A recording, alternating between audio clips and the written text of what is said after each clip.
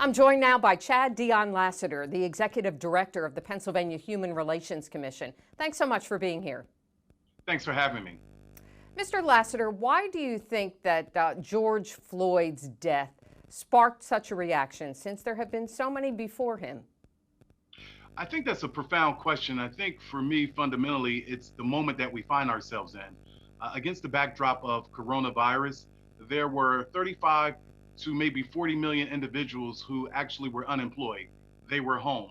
They saw the visual trauma. We've heard the echoes before with Eric Garner when he articulated, "I can't breathe." This one was a little bit different. This was against the backdrop of the killing of Breonna Taylor, the killing of Ahmaud Arbery, and George Floyd evokes something in us when he says, "I can't breathe." He yells for his mother and he says, "I don't want to die." I think that coupled with the white supremacist rhetoric that comes from the White House just brought humanity on every side of the color line and gender line, not just in the United States, but globally, to simply say Black Lives Matter, and we need to do something about the anthology of police brutality by some police officers.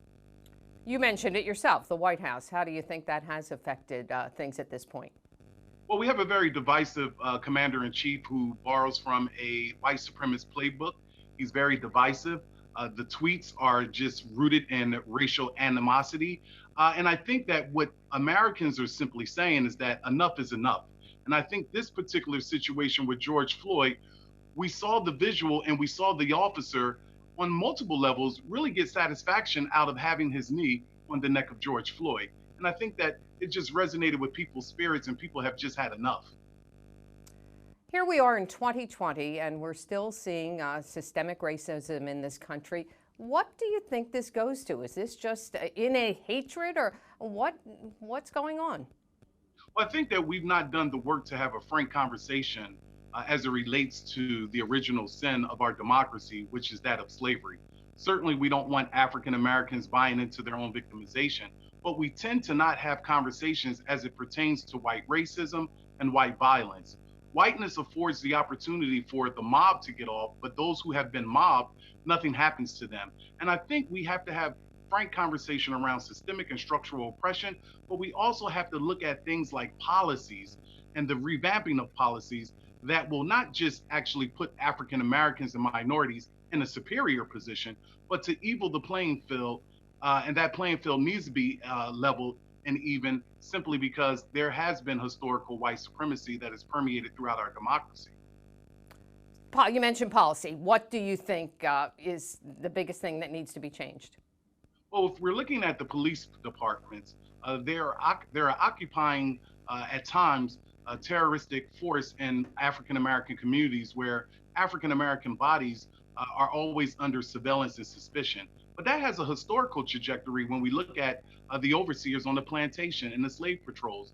And so when we're talking about the linguistic aspect of defunding the police, we're not saying defund the police. We're saying a redistribution of monies where we can put monies into mentoring programs, mental health, social services. It would be great to have a nurse and social workers who are in our schools and not community police officers.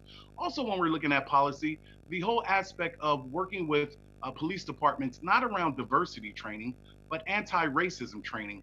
We all come to a context with a form of unconscious bias, but the anti-racism training gets to the contextual framework of white supremacy. So we're also looking at a national registry where those indifferent cops, because I don't like terminology like that, those indifferent cops can't get employed in another borough or another township.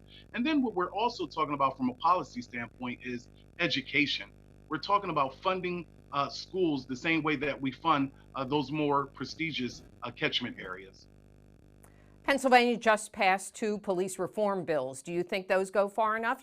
They certainly include some of the things you have mentioned here.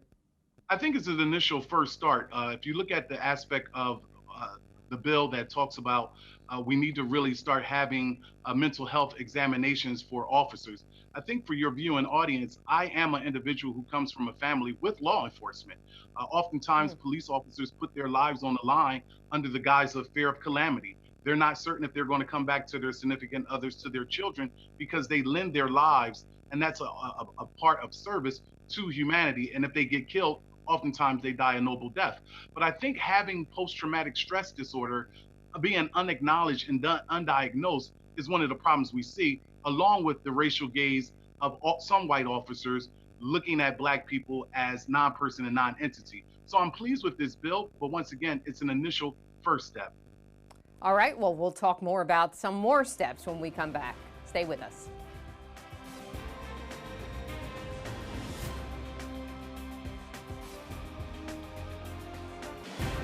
This is WGAL8 in Focus. Coverage you can count on. The Pennsylvania Human Relations Commission dates to 1955, one of the oldest in the country. The current executive director is Chad Dion Lassiter, and we continue our conversation. Thank you so much for being here, Mr. Lassiter. Thank you for having me. We talked about coronavirus, that minority communities have been hard hit by this, and you wrote back at the start of the pandemic in April, as the government begins to remove its support, desperation and despair among people who have not yet recovered will grow. We know this from watching other disasters unfold, such as Hurricane Maria in Puerto Rico. In short, the social body will suffer long after our physical bodies are fine. Just what did you mean by that? The aspect of social vulnerability, if we look at things in context, not just Hurricane Maria, but what we saw over in Haiti, what we also saw with Hurricane Katrina, what disasters and catastrophic events end up doing is exposing the already existing, deeply rooted and historical disparities. So when you look at just the Asian American Pacific Islander community, and you had President Trump calling it the Chinese virus, we started seeing xenophobia and racism directed at the Asian American Pacific Islander community. We started hearing things like, let's boycott Chinatown, let's boycott their stores, the defacing of property, the attacks upon them.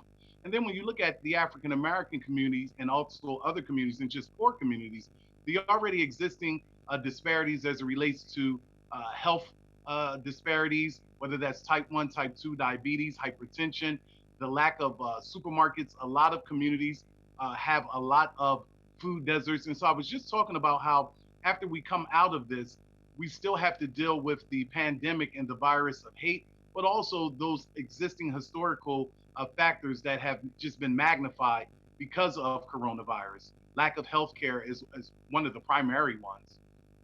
As I mentioned, your organization has been around since 1955, yet we are still seeing so many disparities after so many years and still so much racial inequality in the country. Why do you think that is? Well, I think because we have to fundamentally recognize that white supremacy is permanent.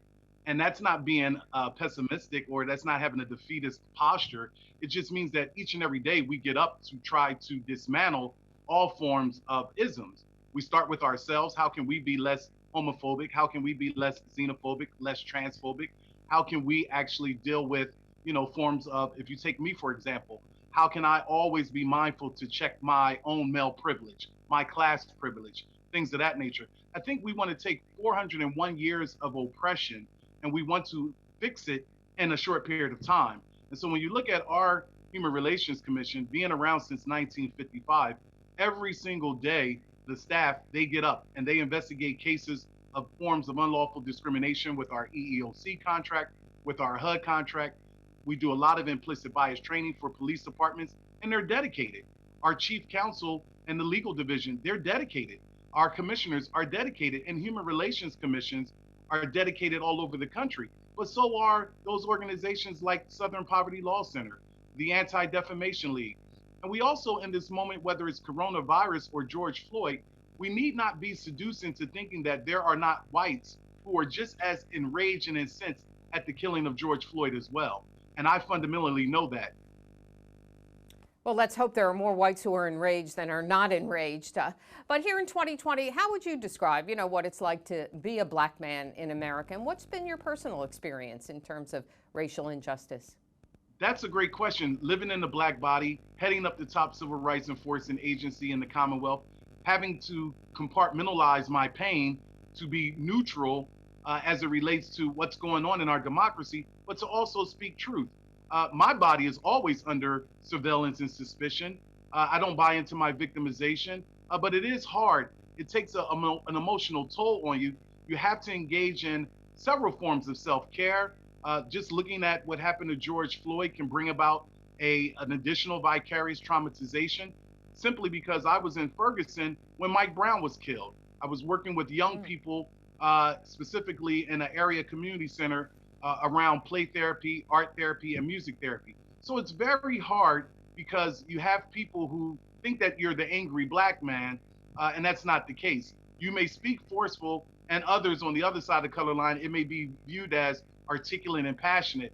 But with me, oftentimes it may be viewed as angry or coming across as really just deeply mad.